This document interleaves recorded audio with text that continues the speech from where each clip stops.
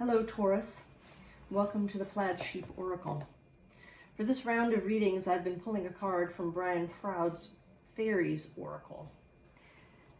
And you got the Bright Mother. I mean, this is, right, absolutely a Taurus card, right? Venus in Taurus. The Bright Mother.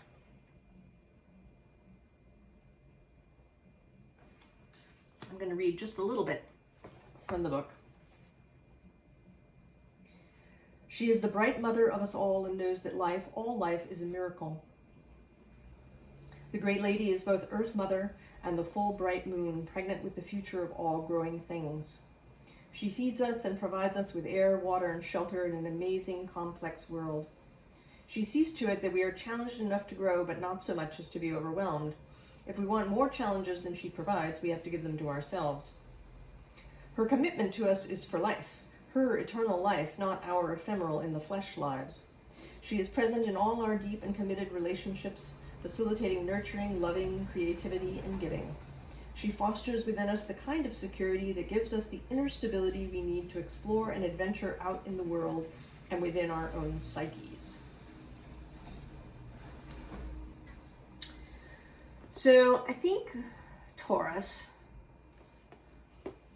that she is here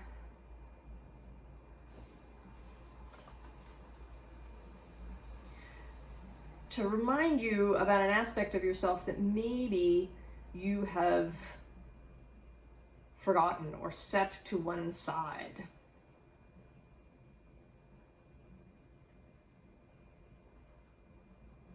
Right? This is a very interesting card. I mean, all the fairy cards are, but right, there's all kinds of little figures going on in here.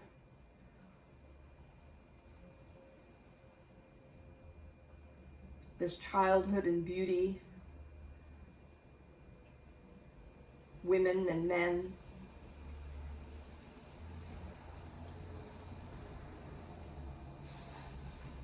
Here in the card.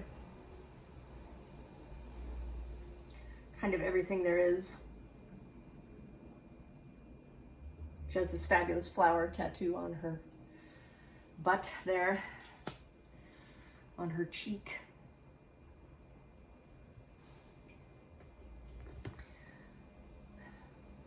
I think that perhaps, Taurus, you have become overly concerned, fixated, focused on the practicalities of life.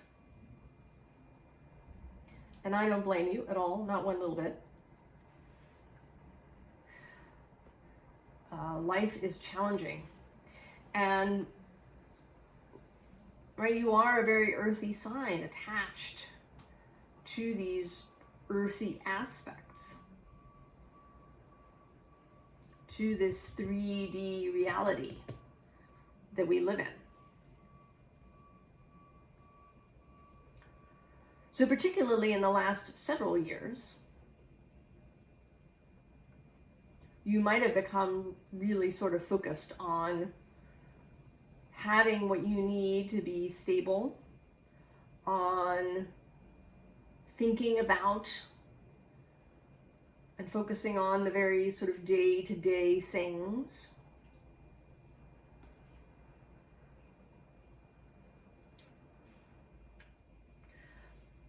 But I think that you're sort of buried, Taurus. You have become too earthbound. We start here with this Six of Pentacles, which can be, right, these coins, right, are in motion. It can be a card of the flow, right, of affluence, things flowing back and forth and through. But it can also be over-fixation with exact reciprocity. Right, with making sure that we always, that we've paid properly for what we have, and that other people have given us what is our due.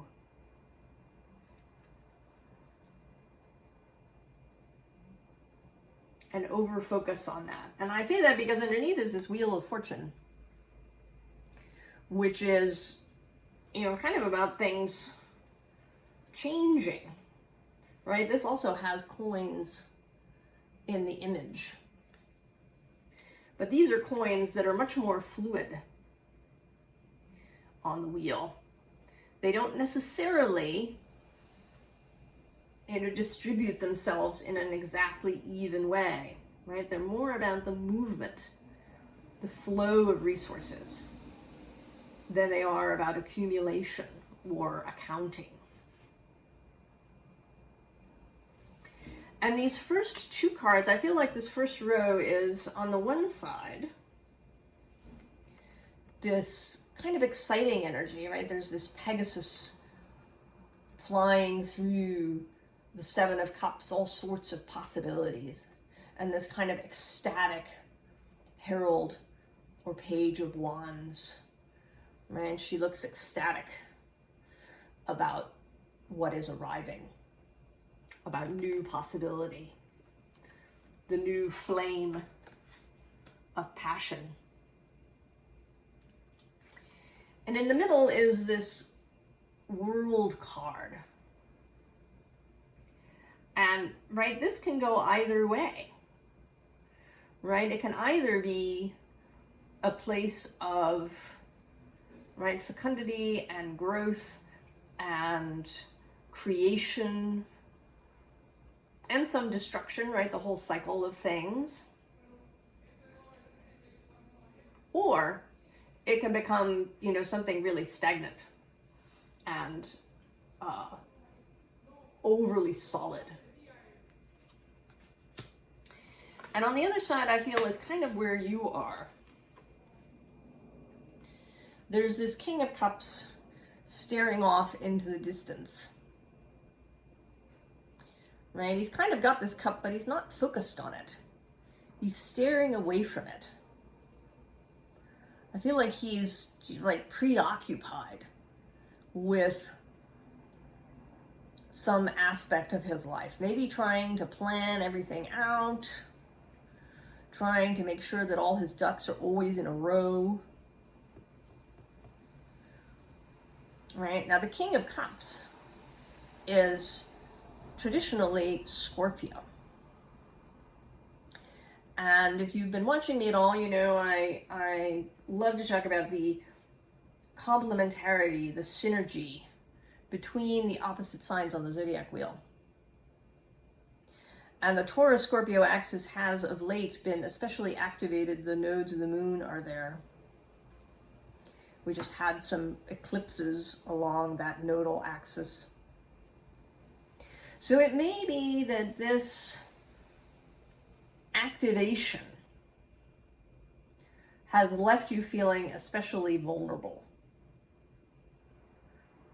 That the activation of Scorpio feels like something is going on underneath you, right? Like your ground is shaking, or, you know, a sinkhole has opened up under you that you didn't know was there.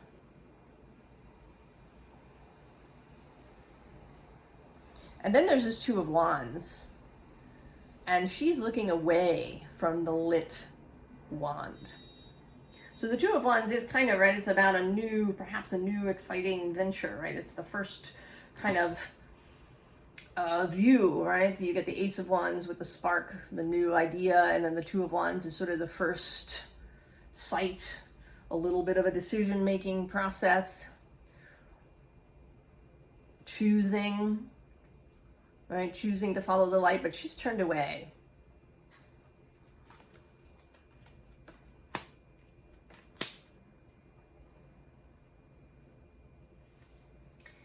And our next underlying is this Seven of Swords, right? And this seems, right, like kind of a hoarding of thoughts, or like a Like you're holding on to all of these thoughts.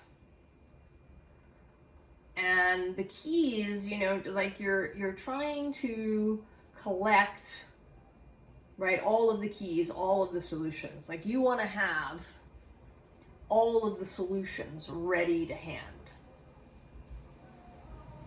You do not want to be surprised. You want, right, this is kind of stability at all costs.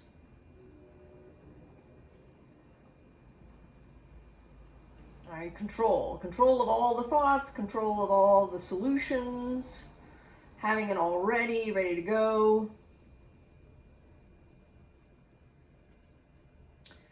Right? But it's kind of a stiff energy, and this bird just looks, you know, kind of pissed. And, you know, excessively wary, like, you know, you don't want to approach this bird because he'll peck you if you're, you know, trying to take one of his keys.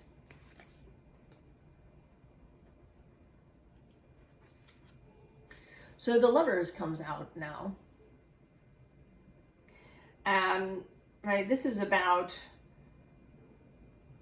balancing, you know, sort of action and receptivity. Action with stillness.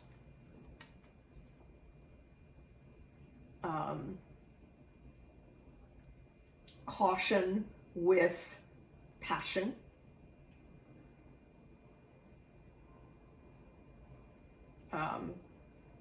And also, right, creation and destruction in this particular card with these deities.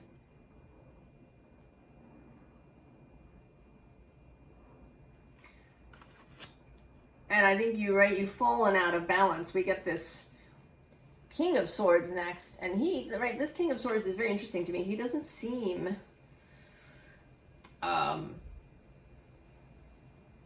at ease, right? He looks panicked, which is not something I associate with the King of Swords. And that is Aquarius, right? The King of Swords is traditionally Aquarius, and right, that has been Saturn, right, is over there being square. And it may be that this square, right, Saturn passing through there, Uranus sitting in your sign at the time of this, that I'm doing this reading, that you are experiencing, right, that this pressure to change, the pressure to do things differently,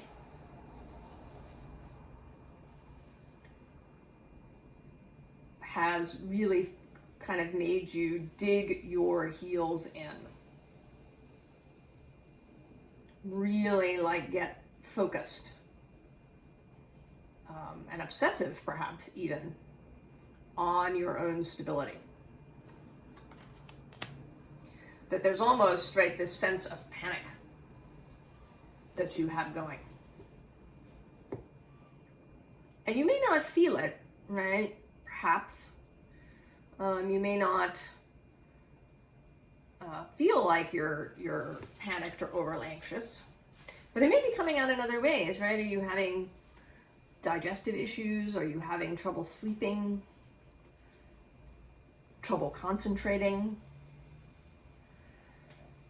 Trouble making decisions? Because to be in this space, right, is to be separated from your intuition, from your inner guidance, from clarity. All right, there is clarity to be had. And there is victory to be had. There is, you know, new projects, new energy that is going to be coming in. Then the Six of Wands. We are in this, currently here in December of 2022, in this period of stillness. And if you're watching this at some later point, you're having perhaps your own personal period of stillness that is affording you an opportunity to make some changes without, you know, blowing up your world, right? The tower does not appear here. What appears is this Five of Emotions. I really love this one, right? The unfreezing, right? The melting of what has been frozen or ossified.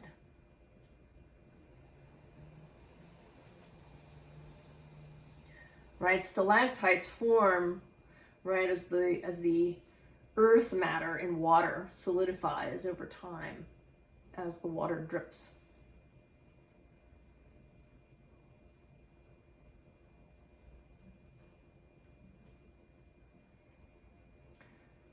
Right, because it's dripping so slowly. So it may be that one of the things that you've been keeping control over is your emotions. And suppression, repression, right, they take energy, they take a toll.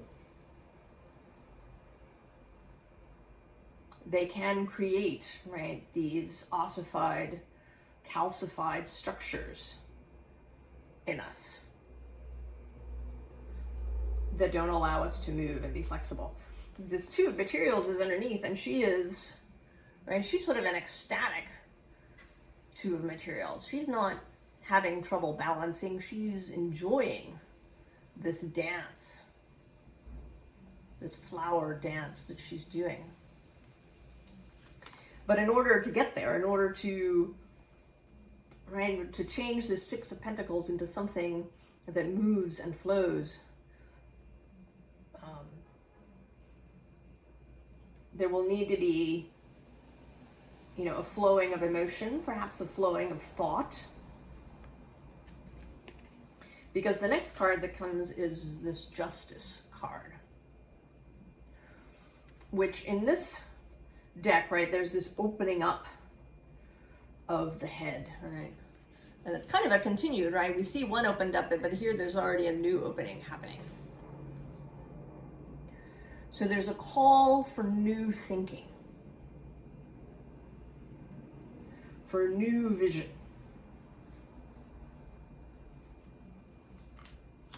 for a greater freedom of movement, of water and air, and fire.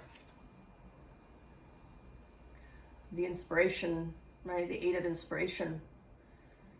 This, you know, fast moving energy, following the Six of Wands with the Eight of Wands.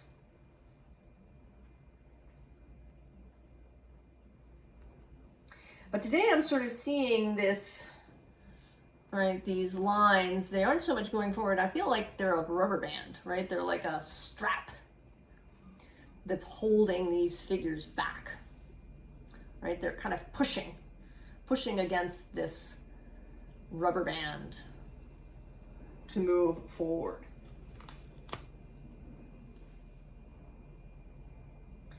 Because and it may not even be that flexible, right? It might be more like a fabric band than a rubber band, right? They're pushing against it to try to move forward.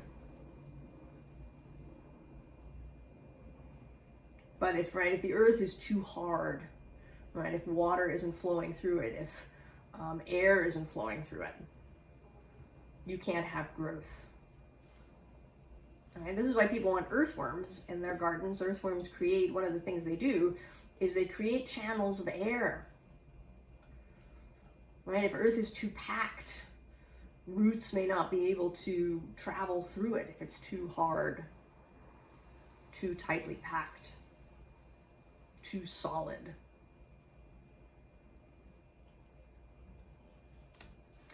And then we get this Muse of Inspiration, the King of Wands. And he is quite different. I mean, this is a different And we've had the King of Cups and the King of Swords and kind of their shadow aspect.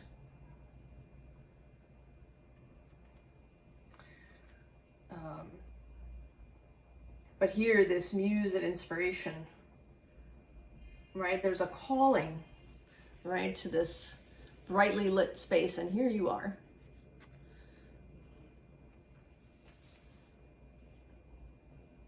And you're hesitating, right? This figure seems to be sort of leaning back, kind of on their rear foot, rather than moving forward.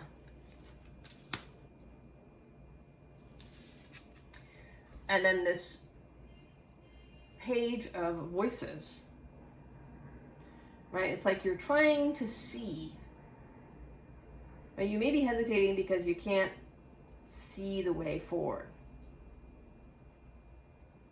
You're trying everything you can do to see because you want to be ready for everything. You want to have the solution all ready to go before the problem even arrives, right? You want your bucket of solutions to be ready. Right? To be prepared.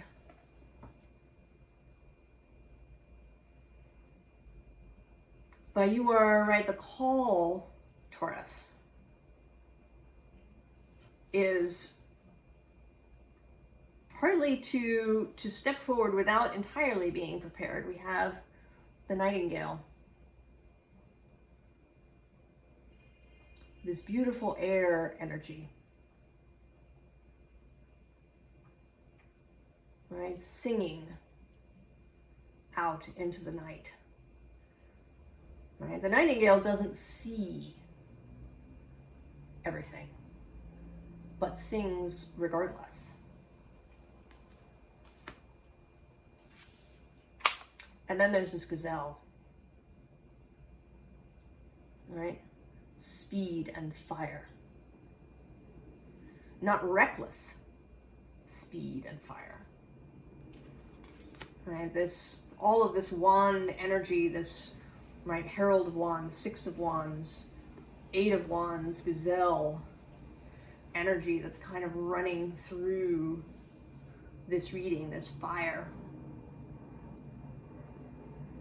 You know, actually the card that, this is the second layout I've done for you. The first one had a different card come out from the fairies. It was He of the Fiery Sword. But when I laid the cards out, it didn't make any sense to me. It was just gibberish. So maybe that reading was too forceful, perhaps. And what was needed was this gentler approach of the Bright Mother.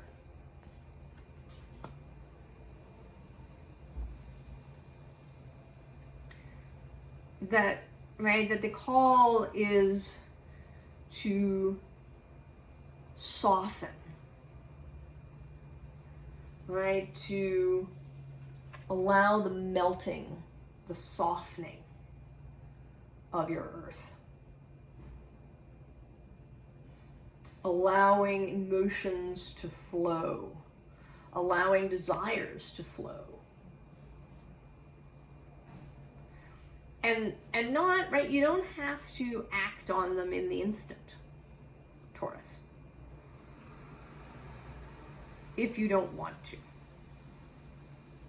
I mean, there may be some of you who were ready for the fiery sword version of this reading. All right, the Mars in Scorpio version of this reading.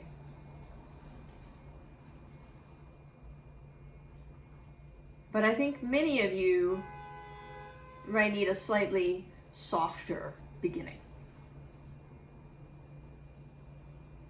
You know, maybe it's really begins with acknowledging what it is that you want. That maybe what you want, right, might lead to a period of insecurity, at least right on the financial front.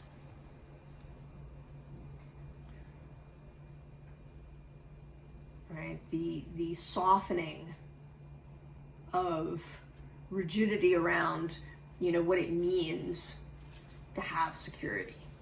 You know, do you need X amount of money in your bank account? Can you soften that? You need a regular job, right? That's 9 to 5 every week. Or can you soften around that?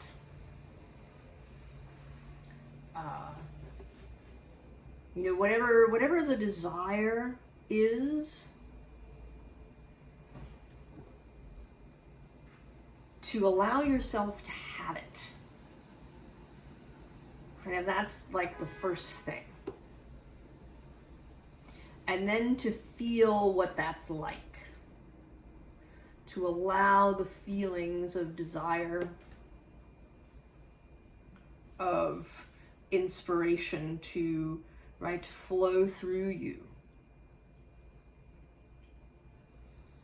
And as you begin to move with this, then maybe you can, right, break up this like rigidity that you've got going. That the call during this practice period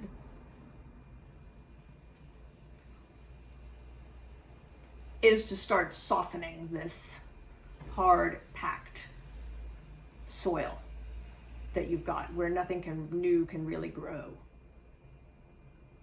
Right? It's stable, right? It's not gonna, you know, you're not gonna get an earthquake under it, but also nothing new and beautiful can grow out of it.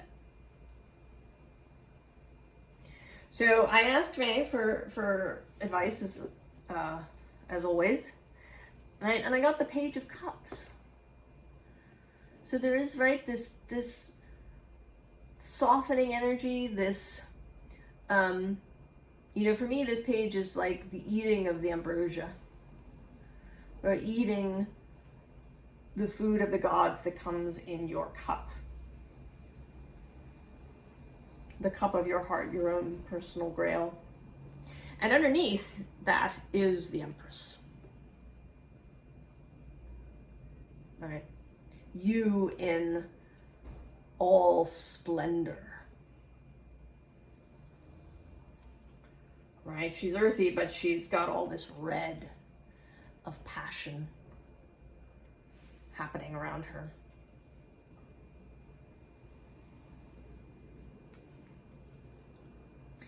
And then the Fool.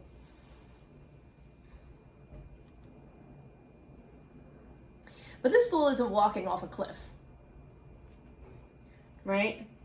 And he's got a bag with him, you know, he's got stuff.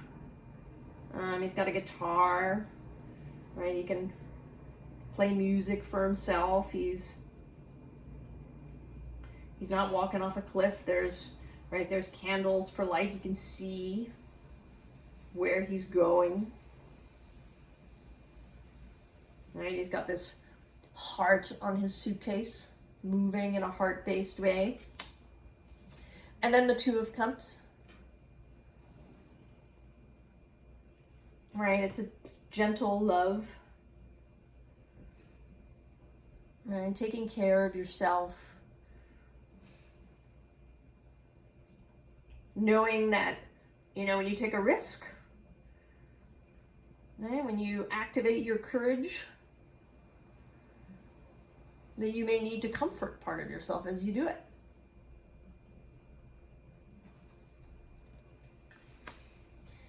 And then we get this Hierophant.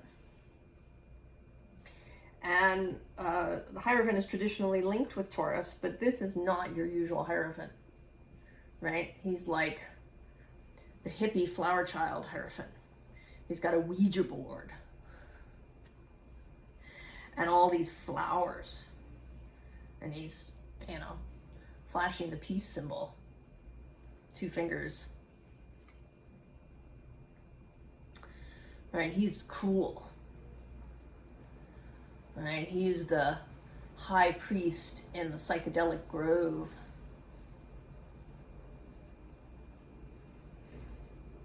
Right. That's a different vision of the Hierophant. I mean, actually, in the original tarot decks, it was the Pope, right? Il Papa. And when Arthur Waite and Pamela Coleman Smith made their deck, he changed it to the Hierophant, who was a high priest in the ancient Greek civilization. So he changed it to a more pagan vision of the high, right? The high priest rather than the Pope. And this is, right, this is another vision still of, you know, the cool, unfettered, as above, so below, right? Because actually, it's not actually a peace symbol. I said that, but really it's as above and so below, right? He's pointing up and down, as within, so without.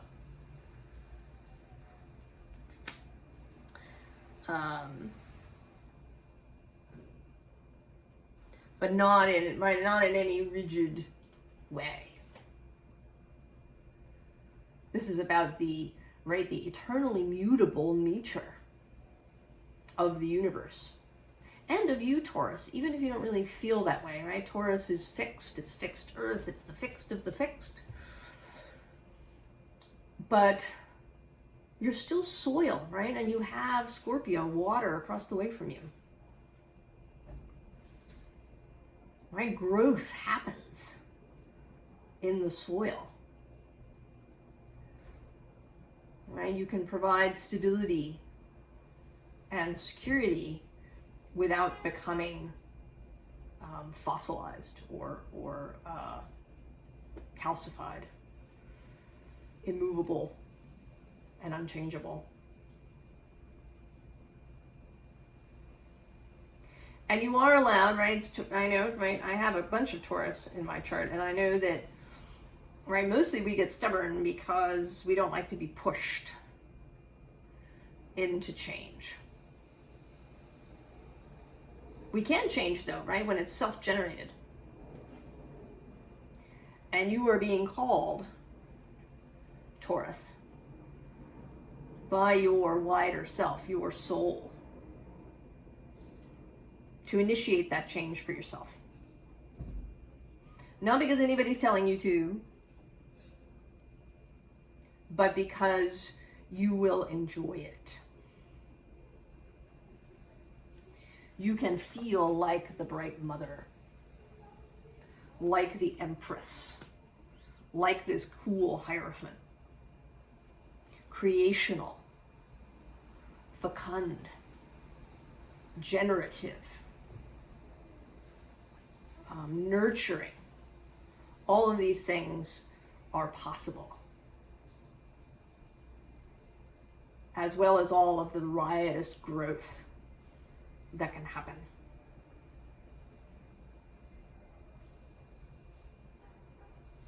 I wish you all of the very best, Taurus. I hope that you decide to make this change for yourself, that you begin to focus less on, you know, having to create absolute security and have a solution to everything. And that you know, allow yourself flexibility. That you allow yourself to flow. That you are willing to see the world as generative rather than a place of chaos and fear. Because I know that's right, that's really the deal, is that the world can look, right, like just a bunch of terrifying chaos.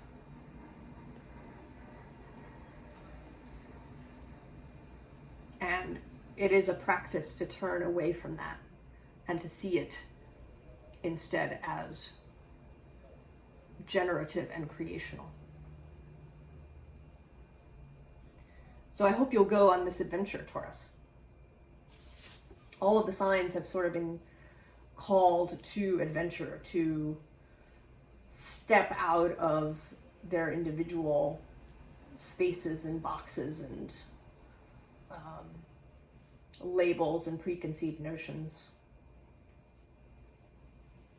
And now is the time to practice before the energy moves.